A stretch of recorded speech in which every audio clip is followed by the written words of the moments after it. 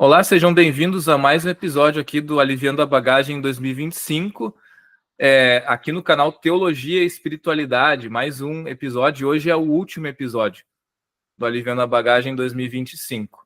Para quem não sabe, o Aliviando a Bagagem foi um projeto em que eu fiz parte e colaborei lá na Ubra, né? E foi do ano de 2018 lá na Ubra, em que nós nos reuníamos todas as quintas-feiras para promover um momento ali de estudo da palavra de Deus, de adoração, que era voltado para as temáticas que estão ligadas ao nosso tempo de hoje, ao nosso período de hoje, moderno, pós-moderno, enfim, e as necessidades das pessoas em relação a este período, né, este período de tempo. Por quê? Porque nós enfrentamos hoje ansiedades, preocupações, a correria do dia a dia, problemas emocionais e por aí vai. E essas temáticas eram trabalhadas trazendo para o contato com a palavra de Deus.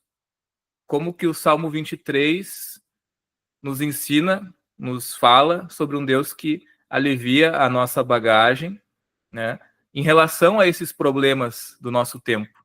Então, hoje nós estamos aqui fazendo um vídeo, né? Eu tenho um convidado especial que eu vou apresentar para vocês agora, e que é sobre a última temática dessa adaptação que nós estamos fazendo do Aliviando a Bagagem para 2025. E o tema ele é bem interessante. Por que nos comparamos tanto em 2025? E como largar essa bagagem? Comparação, algo que é totalmente o nosso tempo de hoje, né? 2025. Com a internet, com o Instagram, com TikTok, Facebook, seja lá qual for a rede social, as pessoas estão se comparando mais. E esse tema ele abarca a vida de todos nós, praticamente, porque estamos presos a essa lógica no nosso tempo de nos medir pelos outros, né? E hoje nós queremos falar sobre como podemos largar essa bagagem que pesa a nossa alma. Para essa reflexão, tenho a alegria de receber aqui teólogo, mestre em educação e professor de inglês no IAESC, Dariel Thierres. Dariel, seja muito bem-vindo. Pode se apresentar para quem ainda não te conhece? Olá, Marlon. Muito obrigado pelo convite. É um prazer estar aqui. É um prazer estar aqui compartilhando esse momento, né? Também me dirigindo a todos que estão agora nos assistindo. Bom, me chamo Dariel, sou colega do Marlon de mestrado, né? Nós estivemos aí cursando juntos, mestrado em educação na UBRA, e agora já estamos ali, né? Na conclusão de tudo, né? Já terminamos ali essas etapas. Sou graduado em teologia, também tenho graduação em letras em inglês. Atuei como pastor, inclusive. Atuei como pastor cuidando, né, de adolescentes, uma escola, né? E atualmente eu me dedico só mesmo à área docente, né? Sou professor agora de língua inglesa, né? Mas a gente sempre está atuando na igreja, sempre está ali junto com um grupo de jovens, né, à frente de alguns projetos. Tive a oportunidade de ser missionário também, fiquei um ano fora ali, trabalhando no Equador, foi um período muito bom. Muito bem. É um prazer estar recebendo, então, o Dariel, né? Que nem ele falou, nós somos colegas no mestrado em educação da UBRA, né? Tivemos ali um contato bem interessante ali, né? De conversas e trocas também, né? Então, por isso que eu convidei o Dariel também para estar aqui. E somos colegas aí, né? Não de ter estudado junto, mas somos colegas no sentido de sermos teólogos, né? Nós dois termos a formação em teologia. E isso nos aproxima também para pensar sobre esse viés teológico, né? Dariel, entrando aqui no nosso tema, então, agora, né? Por que vivemos essa era, né, em que a comparação se intensificou tanto?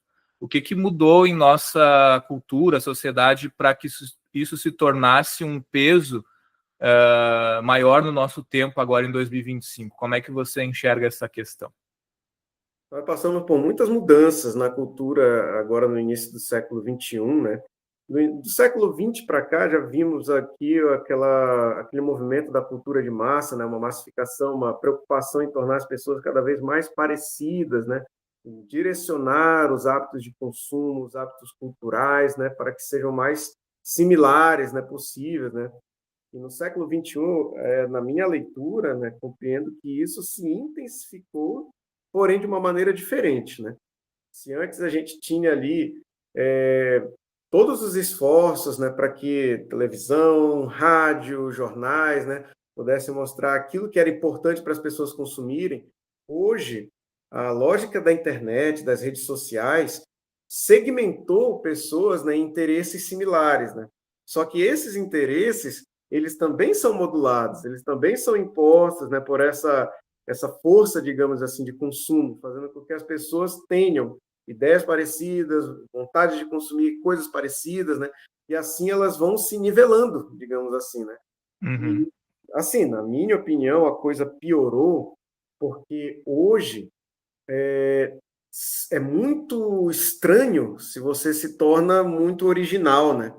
Hoje, se você destoa muito do estilo, digamos assim, no qual você está inserido, né? Você acaba sendo até mesmo olhado com desconfiança ou fora de moda, acaba se tornando assim um pouquinho mais isolado, né?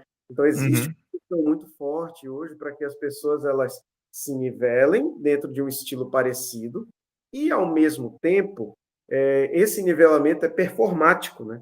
Em que sentido? Não somente eu preciso me conformar, né, a uma ideia, a um estilo, digamos assim, no qual estou inserido, mas eu preciso me destacar como sendo o melhor deles. Ou seja, eu tenho que ser o melhor em ser igual, né? Eu tenho que ser o melhor em ser, digamos assim, tem os atributos, né, que se esperam.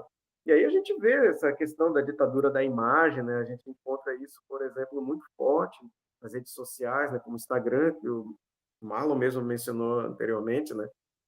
Uma vez eu estava apresentando um tema para jovens, né? E a gente estava falando justamente sobre essa questão de redes sociais e eu posso até enviar depois a referência, né? Existe uma pesquisa, existe uma matéria jornalística que menciona essa pesquisa pela BBC e lá eles mencionam que existe um estudo que relaciona, né? Distúrbio de imagem, ansiedade, depressão com o uso de redes sociais. E a rede social que desponta em primeiro lugar como sendo um fator que colabora para esses quadros emocionais, né, é o Instagram.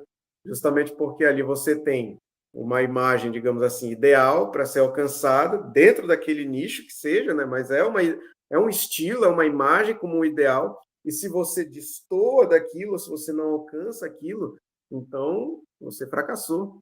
Então, assim, essa comparação que existe dentro da lógica atual das redes sociais é uma comparação muito dura, uma comparação muito forte, né? Então, atualmente, em 2025, a gente vê isso muito forte, né? Uhum. Perfeito. Eu acredito que essa questão do algoritmo, né, hoje em dia até as pessoas elas estão tentando fugir cada vez mais dos algoritmos, né? Algumas pessoas que já se perceberam, né, o quanto isso tem afetado talvez a vida delas, né? De vez em quando a gente vê uma pessoa ou outra colocando, eu saí das redes sociais, ou então, eu preferi uma rede social que eu não dependa do algoritmo para poder produzir meu conteúdo, né? Redes sociais que geram menos ansiedade, então se tornou uma necessidade do nosso tempo também, né?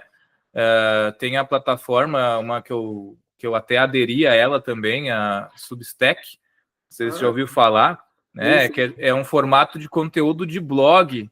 Então, Ah, quer dizer, uma coisa bem mais leve. Muitas pessoas chegam a se utilizar desse termo para se referir a essa plataforma, né? Porque é uma forma de produzir conteúdo que as pessoas conseguem não serem tão atingidas ou tão influenciadas pelo tal do algoritmo, né? E é interessante a gente pensar isso, então, para o nosso tempo, né? O quanto que as redes sociais têm influenciado nessa questão da comparação, né? Trazendo agora para a Bíblia, uma comparação com o tempo bíblico mesmo, e o que, que a Bíblia vai nos trazer sobre isso, né? A comparação, ela sempre existiu, né? Mas a Bíblia, ela mostra que ela pode ser destrutiva, quando nós olhamos, por exemplo, Caim e Abel, né? Ou para os discípulos de Cristo, quando eles discutiam quem era o maior, né? A gente vê que isso é algo antigo. Como que você entende que esses textos bíblicos e outros ensinam sobre os perigos de vivermos nos comparando? Esse tema é muito importante, né? E na Bíblia nós encontramos realmente, né? Digamos assim, encontramos uma certa visão sobre o que é a comparação, uma comparação negativa, né? Eu acredito que existe em determinado nível também uma comparação positiva, né? No sentido de se espelhar como um exemplo. Por exemplo, quando nós olhamos para Jesus, né? E a maneira como ele tratava os discípulos, logo na última ceia, que ele se ajoelhou para lavar os pés dos discípulos, né? E aquilo era um sinal de humildade, era um exemplo que ele queria dar, né? Tanto que o apóstolo Pedro olha para ele e diz: Senhor, não vou deixar que faças isso, pois aquilo era considerado uma tarefa somente para os servos, para os escravos realizarem, né? Mas Jesus disse: se tu não deixar com que eu lave teus pés, tu não tens parte comigo. Então, o que Jesus estava dando era um exemplo. Pode-se dizer que é, de certa forma, uma comparação, né? A humildade que Jesus exerceu. Será que eu, me comparando com Cristo, né? Quanto eu ainda preciso crescer, né? Ele é o modelo. Isso é uma comparação positiva, né? Agora nós temos a comparação destrutiva, né? Comparação negativa. E é como foi mencionado, né? O exemplo ali, por exemplo, de Caim e Abel. Quando foi dada ali a oportunidade para Abel e Caim, né, agradarem ao Senhor, por alguma razão Caim, ele destoou. Mas o que houve? Ao invés de ele procurar se espelhar no bom exemplo do irmão, ele acabou se irando, né? Ele levou isso para o lado destrutivo. E quando isso acontece, né, surge o ressentimento, surge a frustração. Ele olhou pelo lado errado da coisa, né? A gente encontra Uhum. também em outros momentos nas escrituras, né? Você encontra situações em que, ao invés de nós buscarmos, né, um coração mais submetido ao Senhor, um coração mais suscetível, digamos assim, ao direcionamento dele, nós nos comparamos para tentar obter vantagem perante os outros. Um exemplo que pode ser dado é o que encontra no livro de Atos dos Apóstolos, né? Então, Uhum. tem ali o momento em que os apóstolos, os discípulos e os outros estavam procurando reunir recursos, vendendo aquilo que tinham para ajudar uns aos outros, aquela comunidade da igreja primitiva, né? E aí você encontra um casal que se diferenciou, porém queria aparentar que estava seguindo esse mesmo estilo, né? Que era Ananias e Safira. Eles Uhum. disseram assim: vamos vender o terreno, não vamos falar para ninguém, vamos reter uma parte para nós. Mas eles quiseram apresentar aquilo como oferta. E esse foi o grande problema, né? Enquanto os outros estavam realmente vendendo o que tinham, né, para apresentar como oferta, porque isso era o que ia no coração deles, Ananias e Safira quiseram meio que burlar a situação para se comparar com os outros e dizer assim: olha, nós estamos participando junto com vocês. Mas, no fundo, eles estavam enganando. Primeiro estavam enganando a si mesmo, querendo enganar Deus, né? Então, a consequência foi terrível, né? Então, essa comparação, infelizmente, existe, né? Agora, isso, quando é levado pelo lado negativo, de fato rouba a nossa alegria em Cristo, né? Então, se você tem Jesus como nosso modelo, e ele dizendo: ó, venham a mim, eu sou o caminho, a verdade, a vida, eu sou o bom pastor. Ele diz para que nós possamos nos comparar para ele, para sermos transformados por ele, né? Agora, se eu quero me comparar com o próximo, eu vou, na verdade, acabar incorrendo em uma inveja, incorrendo ali na quebra até mesmo do nono mandamento, né? Que diz assim, na verdade, o 10º mandamento, que diz: não cobiçarás. E a cobiça, né, ela também surge dessa comparação, né? Uma comparação negativa. Eu passo a olhar para o que o outro tem, eu passo a desejar o que o outro tem em detrimento daquilo que eu tenho, né? Comparando e dizendo: não, o que o outro tem é melhor, mas o outro não pode ser melhor do que eu. Quando que, na verdade, né, perante o Pai nós somos todos iguais, né? E ele está ali disposto para todos os dias, né, nos conduzir junto a ele. Então, assim, realmente existe na Bíblia esse problema, né? Uhum. Perfeito, é uma ótima analogia, né? Essa que tu fez. E acredito que com Ananias e Safira ali, né? Então eles estavam querendo se comparar com os outros, né? Que estavam se doando ali, né? e não souberam ser sinceros no que eles estavam de fato fazendo, né? Porque queriam. Eu nunca tinha olhado esse texto por esse prisma, né? É interessante. Eu acho assim, Marlon, tipo, essas coisas acontecem, né? Tipo, nos dias de hoje, quando, por exemplo, né, nós acabamos por olhar uma pessoa que tem um talento muito bom, tá cantando, canta muito bem, eu toco um instrumento, eu tenho o talento da palavra, né? E acaba olhando para a pessoa e dizendo assim, eu tinha que ser assim. A pessoa não é melhor do que eu. É uma comparação negativa, né? Mas, assim, a pergunta que tu me fizesse, eu gostei tanto dela, porque ela diz assim, né? Como que isso rouba a nossa identidade em Cristo? Olha só que precioso a gente pensar, né, Marlon? Deus, ele cria cada um de nós como seres únicos. E quando Jesus morreu na cruz, ele morreu de forma geral para a humanidade, com certeza, para pagar ali o preço dos nossos pecados, nos dar a salvação, mas ao mesmo tempo, ele também morreu para mim, individualmente, para me perdoar, para me salvar. Dessa maneira, né, a minha identidade pessoal, ela tem que invariavelmente passar pelo crivo, digamos assim, da cruz. Então, enquanto eu estou andando longe do Senhor, quando eu não tenho esse conhecimento, a minha vida ela segue outros rumos, a gente acaba, como diz, né, a palavra do Senhor, errando pela própria ignorância, né? Mas quando eu estou em Cristo, a minha vida ela é moldada por Ele. A minha identidade, o meu valor pessoal está ali no sacrifício que Ele fez na cruz. Sendo assim, aquilo que eu vivo, aquilo que eu passo todos os dias, as lutas que eu tenho, as alegrias que eu tenho, Jesus compartilha comigo também. E Ele está ali diariamente trabalhando justamente isso. E a gente sabe, né, que esse processo de construção de identidade, ele é algo dinâmico, né? Ele é algo dinâmico, principalmente nos tempos hoje de fluidez, né? Tudo que identidade líquida, nossa modernidade líquida, como disse Bauman, né? Mas trazendo isso para a questão da palavra do Senhor, a nossa identidade ela é moldada realmente, né, pela graça de Cristo, né, diariamente. E se eu me comparo com o outro, ou se eu sigo essa lógica das redes sociais, de querer me comparar com um influencer, com alguém por ali, eu não estou, na verdade, deixando a minha identidade ser moldada por Cristo. Estou querendo moldar ela de acordo com a minha vontade ou com as pressões do mundo, né? Essa questão da identidade é muito importante, né? Muito importante. Uhum, com certeza. Ah, veio um mosquito aqui. Sim, sim, com certeza.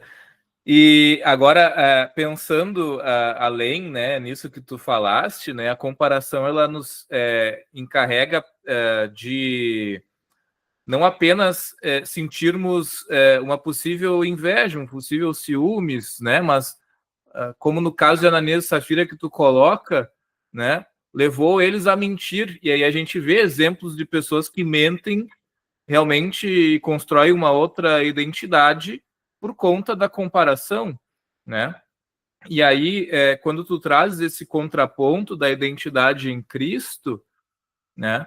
Então aí a gente pode compreender, e a gente deveria compreender, que, na verdade, nós não devemos tentar provar nada para ninguém, né?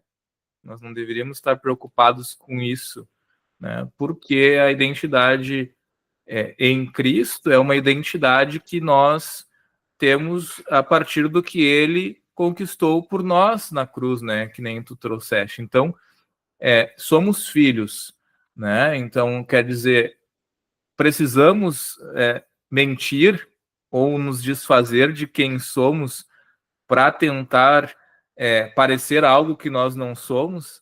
Então, assim, são perguntas importantes que ficam, né?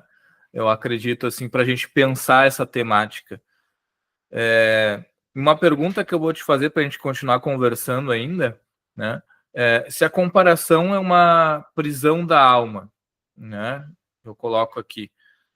Quais passos práticos e espirituais que nós podemos dar para que a gente venha a se libertar dela?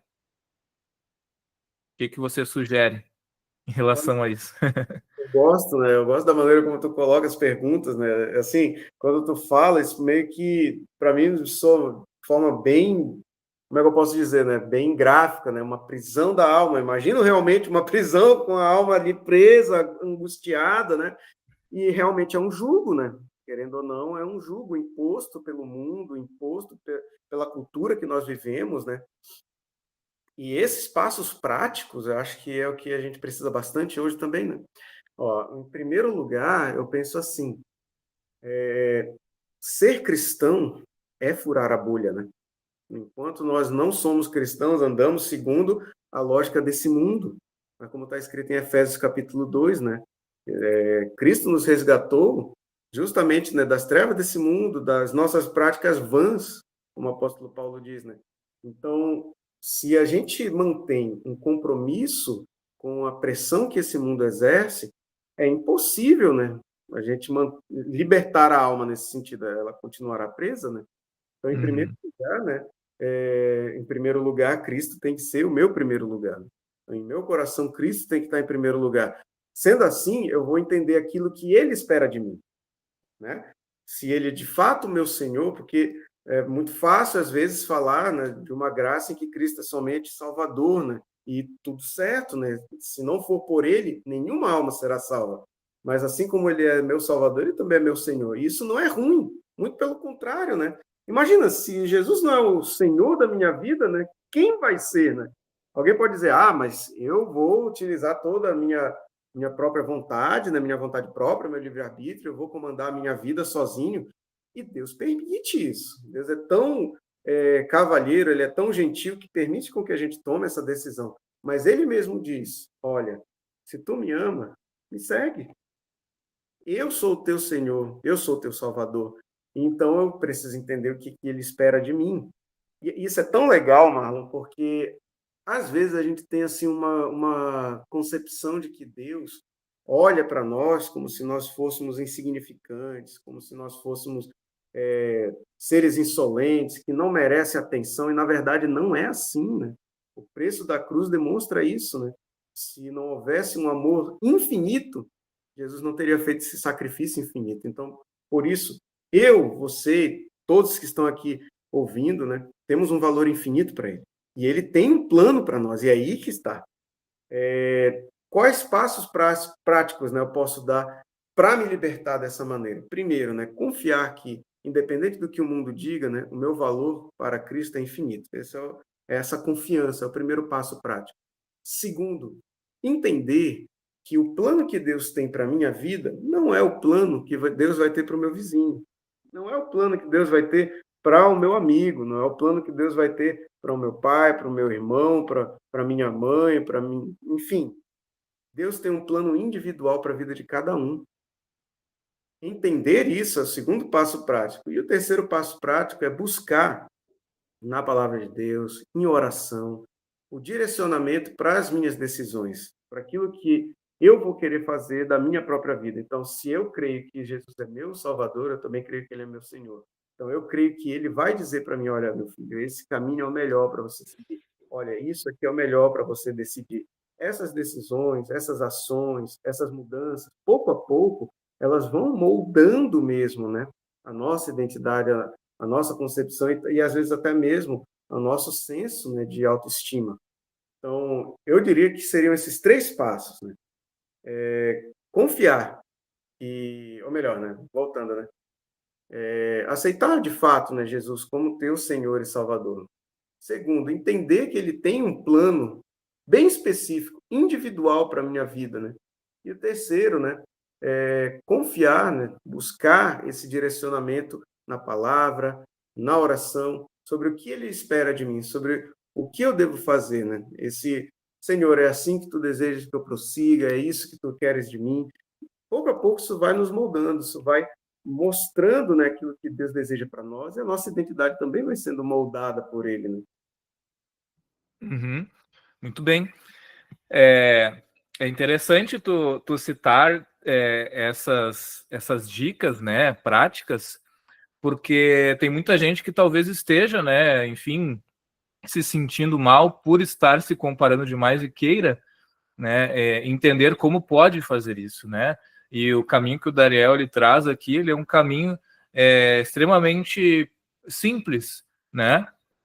Penso eu, que parte de uma compreensão de que, de fato, nossa identidade ela está em Cristo, né? E que nós precisamos entender que, estando ela em Cristo, nós não precisamos tentar construí-la ou prová-la aos outros, né, de outras formas e através de outros artifícios que nós também, por vezes, vemos no nosso dia a dia, né? Então, assim, o mundo ele sempre vai tentar nos levar para o outro lado, realmente, né? Ele sempre vai tentar nos levar para a questão do quanto nós precisamos fazer para ser, né? Ou ter para ser, no sentido de estarmos sempre nos provando, né? E novamente nos provando. Mas precisamos, sim, retomar essa ideia de que não somos o que temos, não somos o que fazemos, né? Nós somos o que somos porque Cristo nos perdoou e nos salvou. E é a partir disso que nós apoiamos nossa identidade. Um outro ponto que o Dariel tocou também, que eu acho interessante da gente pensar, é o seguinte: nós tendemos a nos comparar porque nós, por vezes, pensamos que devemos ter o que os outros têm. E ele fala muito bem sobre a questão do plano individual de Deus para cada pessoa.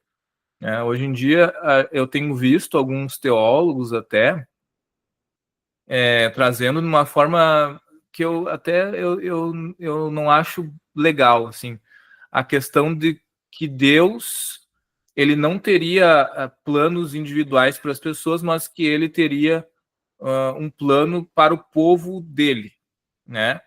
Como se isso fosse algo que descartaria os planos individuais de Deus para as pessoas. E eu acredito que, na verdade, Deus ele tem planos para o povo dele e ele tem, sim, planos para as pessoas de forma individual. As duas coisas são verdadeiras, uma não exclui a outra, né? Mas são algumas guerrinhas teológicas de perspectivas que eu vejo na internet que tem acontecido e que eu acho que podem se tornar um pouco nocivas, se a gente for parar para pensar assim em relação a essa questão mesmo da comparação, né? A gente tem na Bíblia muitos momentos em que Deus ele vai escolher pessoas determinadas para missões determinadas, missões específicas, né? E muitos dos que não faziam parte dessa escolha, eles tinham que invariavelmente aprender a lidar com o fato de não terem sido escolhidos para aquela missão especial. Fato é que essas pessoas, independente de terem sido escolhidas para missões especiais, continuavam sendo filhas de Deus e possivelmente pessoas salvas, como é o caso que a gente também houve aí algumas distorções sobre Esaú e Jacó em relação à predestinação, né? Que as pessoas pensam que Esaú foi rejeitado para a salvação, e aí tem aquela ideia errada de que Deus então predestina pessoas à perdição. Isso não é verdade, né? Dariel, eu vou te fazer uma pergunta que não estava no script, tá? Mas a partir do que eu estou pensando aqui. Como lidar com o fato de você não ter sido escolhido para missões especiais que você gostaria de ter sido escolhido? Não ser o filho primogênito. Não ser Né? o primogênito, né? Interessante, né? A maneira como tu perguntaste isso mesmo, não... a gente tendo gerado essa pergunta aqui na conversa, isso é muito legal, né? Isso é muito bom, é uma conversa viva, né? É difícil, né? Você tem uma expectativa no seu coração, você gostaria de estar ali naquela missão especial, digamos assim, né? Mas Deus ele te direciona para outro lugar, né? Então, quando você tem ali Esaú e Jacó, Deus já havia dado, né, a promessa de que Jacó seria, né, no caso Esaú serviria a Jacó, né? Só que, enfim, né, Esaú não soube lidar com isso também, né? Outro exemplo que me veio quando a gente estava conversando sobre isso, né, quando o rei Davi ele quis construir o templo para o Senhor, né, em Jerusalém. Naquela época, a Arca da Aliança ainda era mantida em tendas, assim como desde a época de Moisés. E Davi disse: como que eu moro num palácio e a Arca da Aliança, onde tem a presença do Senhor, está numa tenda, eu vou construir um templo. E ele prossegue tudo, ele até chega a conversar com o profeta, né? O profeta diz: não, tudo certo, pode ir adiante, Deus vai te abençoar. Então Deus manda uma visão para o profeta e diz: olha, tu falaste do teu coração, mas agora eu estou dizendo: diga ao rei Davi, assim diz o Senhor, não será tu que construirás o templo, mas o teu filho, né? Aquele que de ti procederá. Ou seja, Davi tinha esse desejo, né? Mas não foi realizado, né? Enfim, tem muitos outros exemplos na Bíblia, né? Se a gente fosse mencionar, teria alguns outros. E é difícil lidar com a frustração, principalmente nos tempos que a gente vive, né? Nos tempos que a gente vive, nós não somos preparados para isso, né? A gente, ao mesmo tempo que é submetido a uma pressão enorme, de uma expectativa muito grande, de normas sociais que são extremamente contraditórias, né? Ao mesmo tempo que existe o discurso dizendo que todo mundo tem a liberdade de fazer o que quiser com a sua própria vida, a gente tem justamente esse tema da comparação tão forte, tão opressor na lógica das redes sociais, na lógica, né, dos relacionamentos do século XXI. Então, não é fácil lidar com essa frustração. Mas é algo que eu penso, né? Como nós entendemos pela palavra de Deus que o Senhor tem um plano não só para a minha vida, né, mas para a tua vida, para a vida de cada um individualmente, né, entender que o não faz parte desse processo, né, é um processo de construção. Entender que o não faz parte desse processo de construção é difícil, não é fácil, é algo que pode muitas vezes ir contra a nossa vontade, contra a nossa expectativa, mas entender isso e no Senhor aceitar isso é libertador. É libertador porque então a gente consegue perceber onde que está a verdadeira liberdade, né? Quando nós olhamos para a palavra de Deus, ainda agora eu estava falando da questão da predestinação, um ponto bem polêmico aí nas discussões teológicas, né? Mas o que que é a liberdade, né? Eu mencionei Efésios 2, eu amo esse capítulo, né? Então, Paulo menciona que nós fomos libertos para praticar o bem. Esse era um verso, inclusive, que eu estava guardando para o final, né? Mas Paulo diz, Efésios capítulo 2, verso 10, ele diz que nós somos criação de Deus e nós fomos criados para realizar boas obras em Cristo Jesus, né? Então, assim, falando de uma maneira geral, Deus ele já tinha um plano para nós, e ele sabe quais boas obras devemos praticar. Às vezes não é o que eu quero. Isso também não tinha preparado, né? Mas é um dos versos que, se eu não me engano, está em Gálatas, capítulo 9, se eu não me engano, fala sobre os dons do Espírito. Então, quando o Espírito Santo é concedido, né, a presença do Senhor, né, o Espírito Santo é concedido a cada um, existem dons. E cada um tem o seu dom. É uma multiplicidade de dons, né? O que seria se todos tivessem o mesmo dom? Não é verdade? E Paulo até diz, o que seria se a mão dissesse para o pé, eu sou mais importante do que você? Não é? Se o olho dissesse para o ouvido, eu sou mais importante do que você. Então, não é assim, todos nós somos membros do corpo de Cristo, né? Então, cada um tem a sua função e Deus tem isso já no coração dele preparado para mim e para você. Claro que Deus pode, né, atender a um pedido meu, dizendo, Senhor, eu gostaria de realizar tal obra, eu gostaria de ser missionário, eu gostaria de ser professor, eu gostaria de ser um presbítero, eu gostaria de ser um mestre da tua palavra. Claro que Deus pode atender esses pedidos, mas isso vai estar aliado ao propósito dele para a minha vida, né? Então, ao mesmo tempo, né, que eu posso pedir, às vezes até posso recusar, né, quem sabe, né? Deus, ele tolera isso, ele permite com que eu faça isso, né? Deus, no coração dele, tem, né, um plano para nós, né? E é difícil, né, um pouquinho, né, às vezes lidar com isso, lidar com a frustração, lidar com os nãos de Deus, né? Mas, assim, às vezes ele diz não e a gente tem a possibilidade de ir adiante, mesmo ele dizendo não, né? E a gente vai verificar como vai ficar a situação depois, né? Mas nós temos essa possibilidade, né? Então, às vezes a gente queria fazer uma obra, realizar uma coisa, mas Deus tem outros planos, né?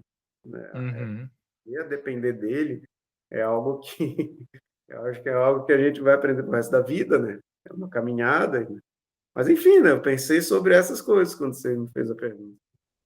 Sim, sim, essa é uma reflexão à parte, né? Até sobre encontrar o nosso lugar, né, diante desse não, né, ou diante dessa situação em que você não está ali, não foi escolhido para realizar algo que você queria fazer, né?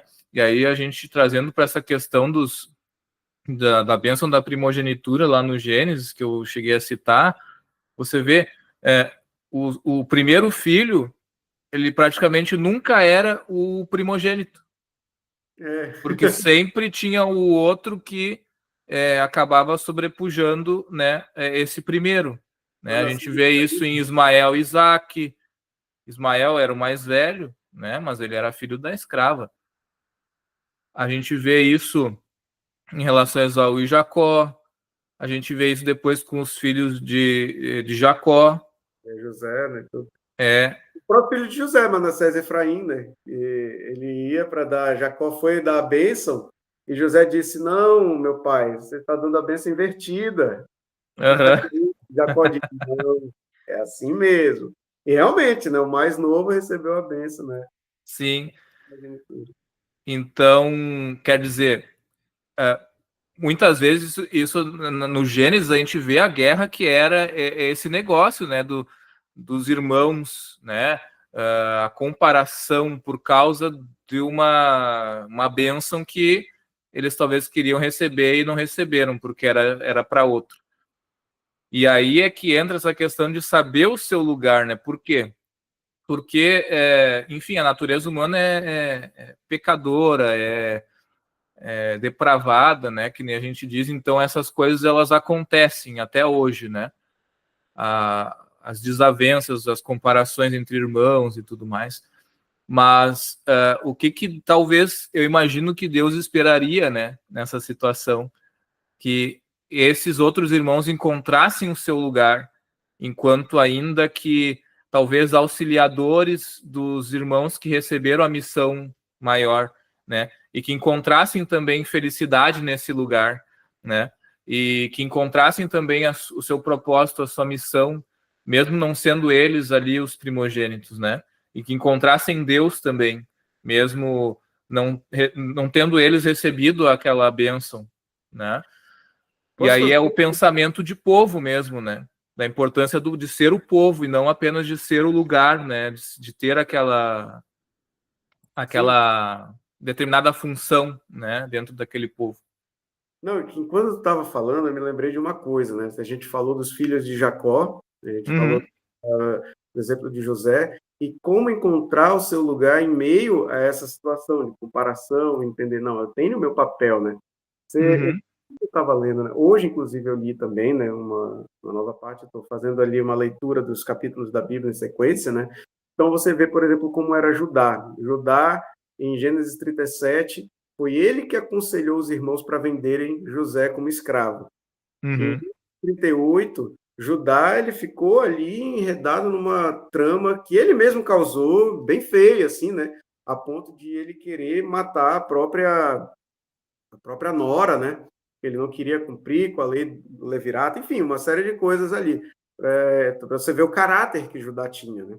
Só que no capítulo 38 de Gênesis, né, mostra a injustiça que ele estava cometendo e ele se deu conta disso. Então, a vida da nora dele foi poupada, né, que é Tamar, né? E a gente não vê isso escrito na palavra de Deus ali na hora, mas a gente vê que Judá mudou quando a gente olha lá em Gênesis 44, se não me engano foi 44, quando José já era governador do Egito, quando ele criou toda uma situação, né, para testar, né, o caráter dos irmãos, colocando em jogo ali a própria liberdade do Benjamim, né, que era o irmão dele, né, com o pai, com Raquel, e ele disse assim, não, ele vai ficar preso aqui, vocês vão voltar para a terra de vocês, ele agora vai ser nosso prisioneiro no Egito. Então, quem que se colocou para dizer assim, não, eu prefiro ficar no lugar dele para sempre do que ver meu pai sofrer. Prefiro ser prisioneiro para sempre do que ver meu pai sofrer novamente. Foi Judá. Judá não recebeu a primogenitura, né? Mas você vê que ele tinha uma parte a cumprir, né? Era parte do plano, né? Sim. Quando ele abriu o coração dele para essa mudança, houve uma mudança de caráter, né?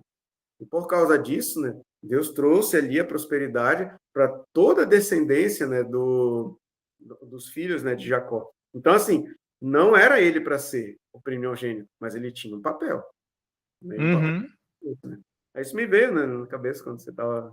Sim, exatamente. Inclusive, de essa questão do papel, né? Ele cumpriu esse papel de proteger Benjamim, né? Mas fica implícito para a gente a questão de que ele deveria ter cumprido esse papel com José, né? Isso. Então, esse papel de proteger o irmão, né? É algo importante que até acaba estando implícito nos mandamentos de Deus depois, né? A questão da proteção como algo importante, porque que falam os mandamentos que dizem respeito ao nosso próximo, né? São a respeito da proteção do nosso próximo, né? Quando você não comete falso testemunho, não cobiça, não furta, não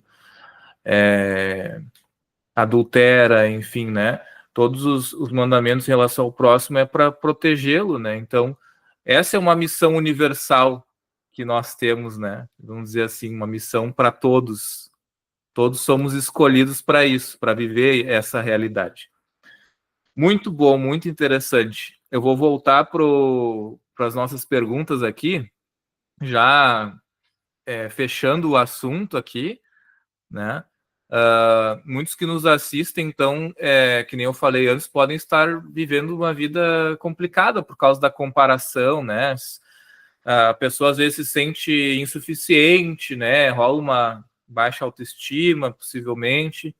Eu queria que tu deixasse uma breve palavra pastoral aí para quem está lutando com isso hoje, né? Quem está vivendo essa realidade.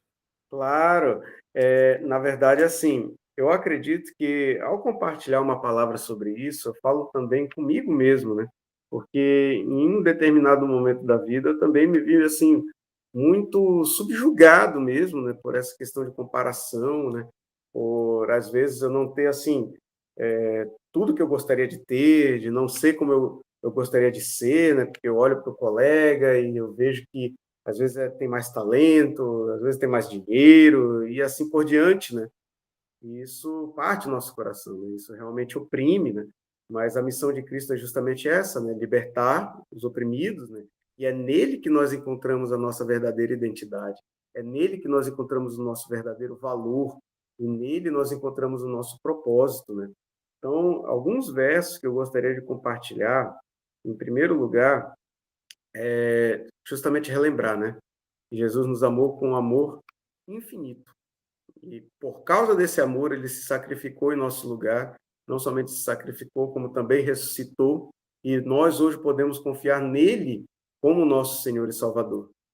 Senhor e Salvador vivo, Deus vivo, companheiro, que o tempo todo está ao nosso lado.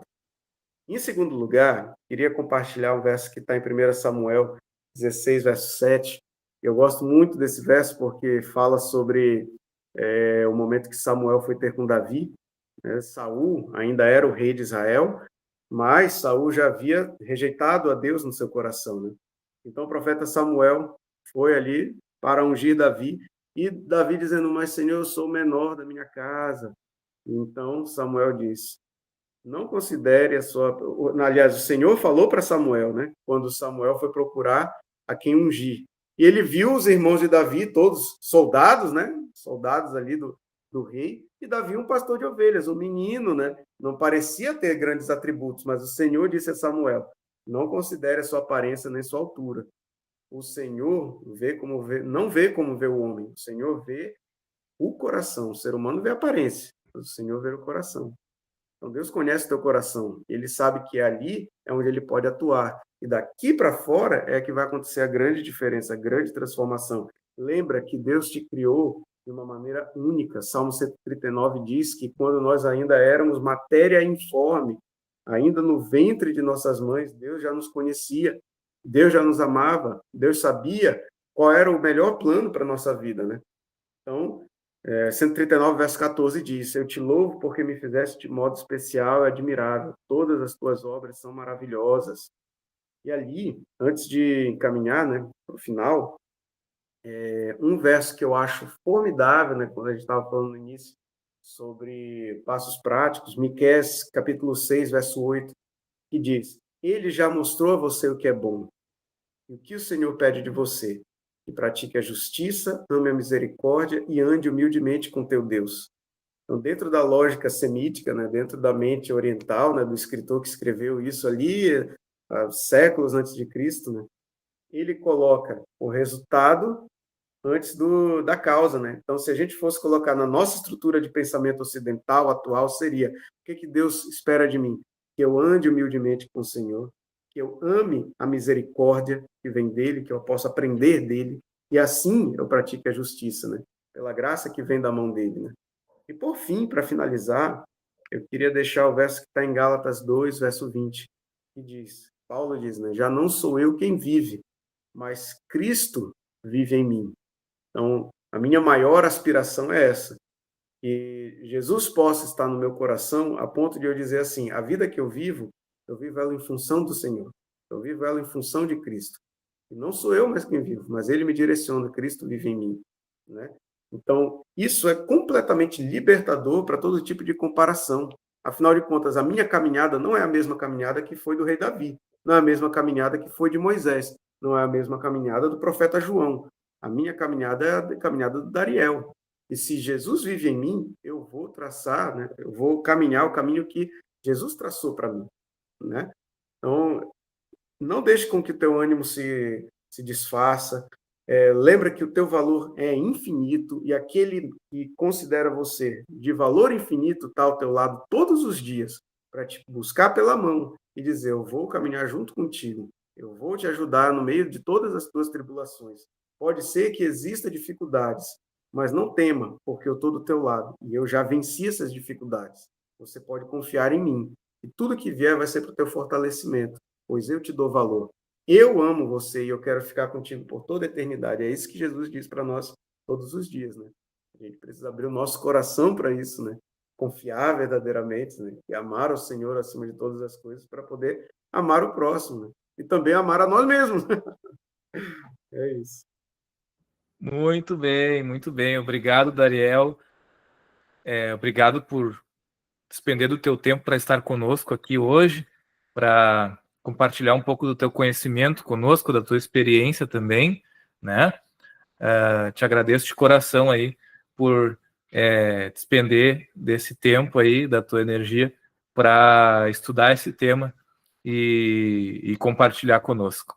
O prazer é todo meu, né? Eu agradeço muito pelo convite, agradeço a Deus pela oportunidade, né?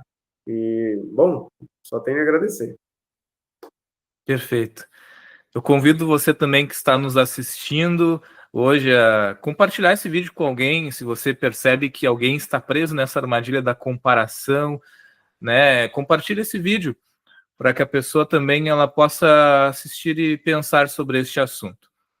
Incentivo também que você realize a leitura de alguns textos, a meditação em alguns textos, né, como Gálatas capítulo 6, dos versos 4 ao verso 5, e João capítulo 21, verso 21 e verso 22. Tá? A gente sempre incentiva aqui a leitura de algum texto, né, no final, e hoje eu deixo para você como recomendação estes textos. Eu me despeço de vocês, então, por aqui. Ao Dariel também um grande abraço, e abraço à família, à esposa, né? Fiquem com Deus. Obrigado novamente.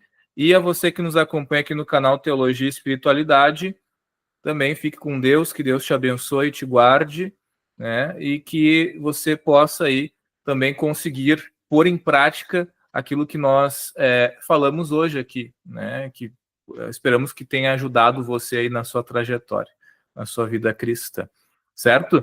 Um grande abraço, até um próximo vídeo. Tchau, tchau.